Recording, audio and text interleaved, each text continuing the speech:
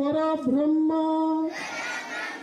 ತಸ್ಮೈ ಶ್ರೀ ಗುರುವೇ ನಮಃ.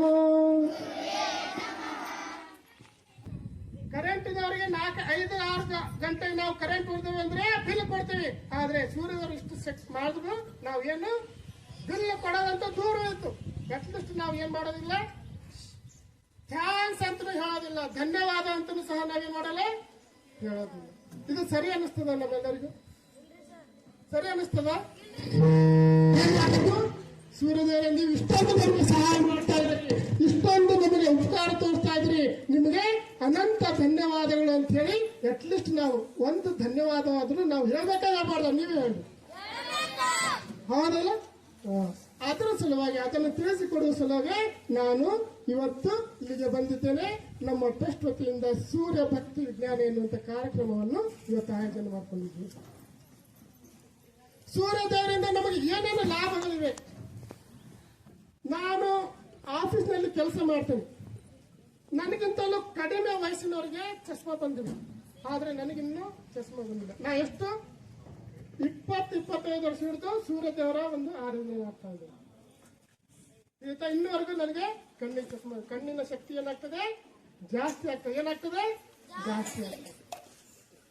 ನಮ್ಮ ಸೂರ್ಯದೇವರನ್ನು ಇಲ್ಲಿ ಧ್ಯಾನ ಮಾಡುವುದರ ಮೂಲಕ ಸೂರ್ಯದೇವರನ್ನು ಯಾರು ಧ್ಯಾನ ಮಾಡ್ತಾರೆ, ಸೂರ್ಯದೇವರಿಗೆ ಯಾರು ಭಕ್ತಿಯಿಂದ ನಡ್ಕೋತಾರೆ, ಸೂರ್ಯದೇವರಿಗೆ ದಿನಾಲು ಯಾರು ಅರ್ಘ್ಯ ನೀಡ್ತಾರೆ, ಅವ್ರ ಬುದ್ಧಿಶಕ್ತಿ ವೈಬ್ರೆಂಟ್ ಆಗ್ತದೆ, ವಿಶಾಲವಾಗ್ತದೆ, ಬಹಳಷ್ಟು ಕುಶಾಗ್ರಮತಿಗಳಾಗ್ತಾರೆ, ಬಹಳ ಬುದ್ಧಿಶಾಲಿಗಳಾಗ್ತಾರೆ.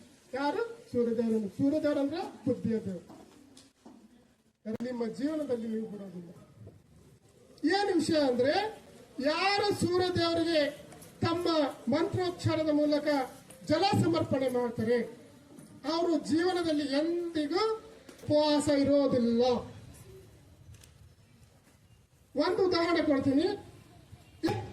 ಶಕ್ತಿಯನ್ನು ಸೃಷ್ಟಿಸಲಿಕ್ಕೆ ಸಾಧ್ಯ ಇಲ್ಲ, ನಾಶ ಮಾಡಲಿಕ್ಕೆ ಸಾಧ್ಯ ಇಲ್ಲ. ಆದ್ರೆ ಒಂದು ರೂಪದಿಂದ ಇನ್ನೊಂದು ರೂಪಕ್ಕೆ ಏನ್ ಮಾಡಬಹುದು? ಪರಿವರ್ತನೆ ಮಾಡಬಹುದು. ಇಲ್ಲಿ ಜಲ ಸಮರ್ಪಣೆ ಮಾಡಿದೆ ಅಂತ ತಿಳ್ಕೊಂಡು ನೀರು ಇಲ್ಲೇ ಆಗುತ್ತವೇನು? ಶೋಭಾಷ್ ಯಾರು ಎದ್ದಿದ್ದಾರೆ? ಶೋಭಾಷ್ ಏನಾಗ್ತದೆ? ಆವಿ ಅಂದ್ರೆ ನೀರಿದ್ದಿದ್ದು ಏನಾಗ್ತದೆ? ಆವಿ ಆಗಿ ಮೇಲ್ ಹೋಗ್ತದೆ. ಮೇಲ್ ಹೋಗಿ ಏನಾಗ್ತದೆ? ಮೋಡ ಆಗ್ತದೆ. ಏನಾಗ್ತದೆ? ಮೋಡ ಆದ್ಮೇಲೆ ಮತ್ತದೇ ಮೋಡನೇ ಏನಾಗ್ತದೆ? ಮಳೆಯಾಗಿ ಬರ್ತದೆ. ಆ ಮಳೆಗಿಂತ ಏನಾಗ್ತದೆ? ಆ ಮಳೆಗಿಂತ ಏನಾಗ್ತದೆ? ಜಲ ಬೆಳೀತವೆ. ಏನ್ ಬೆಳೀತವೆ? ಹೌದಿಲ್ಲ? ಎಷ್ಟು ವೈಜ್ಞಾನಿಕ ಅನಿಸ್ತದೆ ಅಲ್ಲ ನೀವು? ಆ ಕಾರಣದಿಂದ ಯಾರು ದಿನಾಲು ಪ್ರತಿನಿತ್ಯ ಸೂರ್ಯದೇವರಿಗೆ ಜಲ ಸಮರ್ಪಣೆ ಮಾಡ್ತಾರೆ ಅವರು ತಮ್ಮ ಜೀವನದಲ್ಲಿ ಎಂದಿಗೂ ಸಹ ಉಪವಾಸ ಇರೋದಿಲ್ಲ. ಇದು ಅದರ ಅರ್ಥ. ಇದು ವೈಜ್ಞಾನಿಕವಾಗಿ ನಾವು ಕಂಡುಕೊಂಡ್ವಿ. ಎಂದಿಗೂ ಬೇರೆಯವ್ರ ಮನೆ ಹೊಡೆದು ಕಳ್ಳತನ ಮಾಡಿ, ಮೋಸ ಮಾಡಿ, ವಂಚನೆ ಮಾಡಿ ದುಡ್ಡು ಗಳಿಸುವಂತ ಪರಿಸ್ಥಿತಿ ಆತನಿಗೆ ಎಂದಿಗೂ ಬರುವುದಿಲ್ಲ. ನ್ಯಾಯವಾದ ಮಾರ್ಗದಲ್ಲಿ ದುಡಿದು ತಿಂತಾನೆ. ಅಂತ ವ್ಯಕ್ತಿಗಳು ಯಾರಾಗ್ತಾರೆ? ಯಾರು ಸೂರ್ಯದೇವರನ್ನು ಪ್ರತಿನಿತ್ಯ ಯಾರು ಮಾಡ್ತಾರೆ? ಜಲ ಸಮರ್ಪಣೆ ಮಾಡ್ತಾರೆ. ಅವರಿಗೆ ಅಂತ ಶಕ್ತಿ ಸೂರ್ಯದೇವರು ಕೊಡ್ತಾರೆ.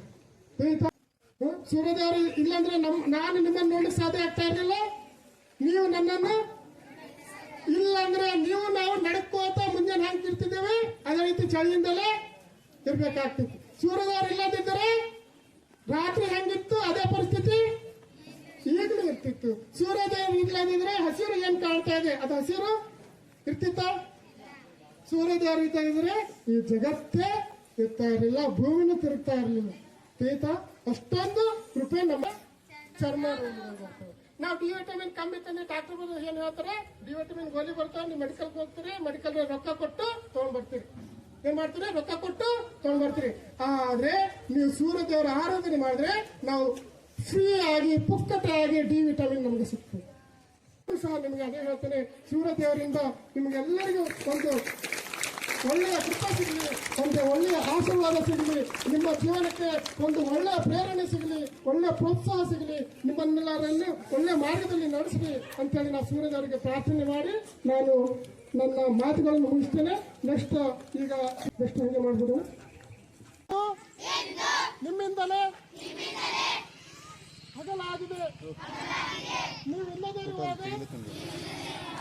ಮತ್ತೆ ಇಂದು ಕತ್ತಲೆಯಾಗುವುದು. ನೀವು ಆರಾಧನೆಯನ್ನು ಮಾಡಿಸಿಕೊಳ್ಳಿ.